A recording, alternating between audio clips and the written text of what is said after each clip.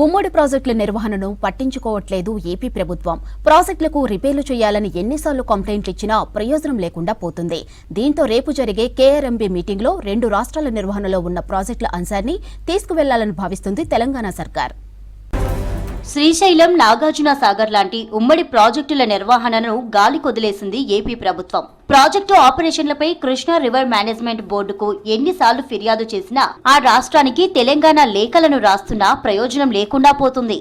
శ్రీశైలం, నాగార్జున సాగర్ తో పాటు గోదావరి బేసిన్లోని పెదవాగు ప్రాజెక్టు 2 రాష్ట్రాల ఆధ్వర్యంలో ఉన్నాయి. శ్రీశైలం ప్రాజెక్టును ఏపీ ఆపరేట్ చేస్తుండగా నాగార్జున సాగర్ ప్రాజెక్టు ఆపరేషన్లు తెలంగాణ చేతిలో ఉన్నాయి. పెదవాగును 2 రాష్ట్రాలు కలిసి నిర్వహిస్తున్నాయి.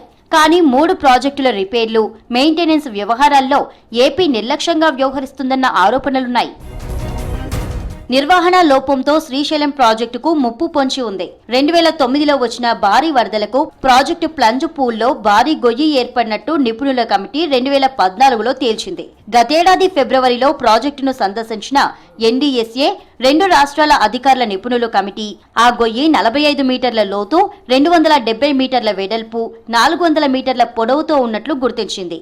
ఈ గొయ్యితో డ్యాం పునాదులు బలహీనంగా మారే ప్రమాదం ఉందని ఆందోళన వ్యక్తమవుతుంది.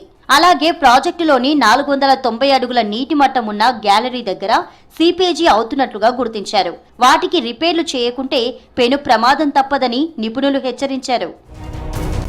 అకస్మాత్తుగా భారీ వరద వచ్చి శ్రీశైలం డ్యాంకు జరగరానిది జరిగితే కింద ఉన్న సాగర్ ప్రాజెక్టుకు ముప్పు తప్పదంటున్నారు ఇరిగేషన్ అధికారులు.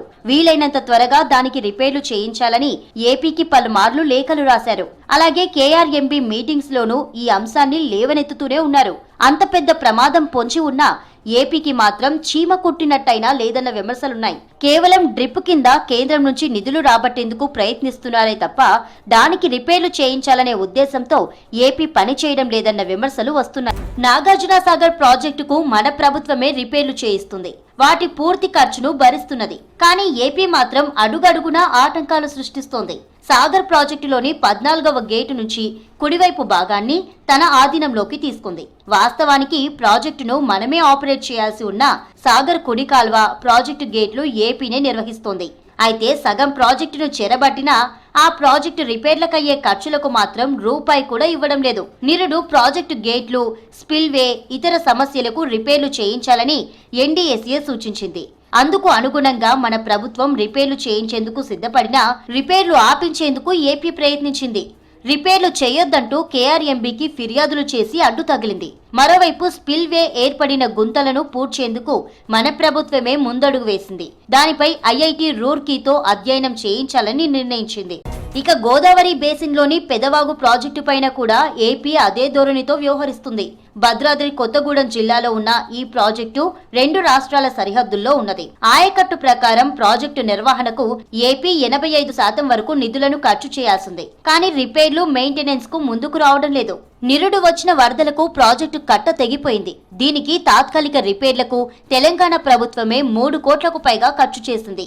దీనిపై గోదావరి రివర్ మేనేజ్మెంట్ బోర్డుకు ఫిర్యాదు చేయాలని అధికారులు నిర్ణయించినట్లు తెలుస్తోంది. అంతేకాకుండా ఈ అంశంపైన కేఆర్ఎంబీ మీటింగ్ తర్వాత ఏపీ ఈఎన్సీతో చర్చించే అవకాశం ఉన్నట్టు తెలిసింది.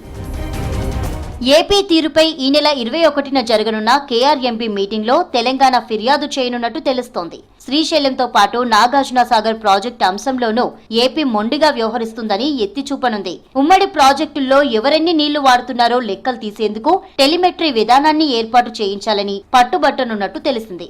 దీనిపై ఇప్పటికే సీఎం రేవంత్ రెడ్డి కూడా అధికారులకు ఆదేశాలు జారీ చేసినట్టు సమాచారం.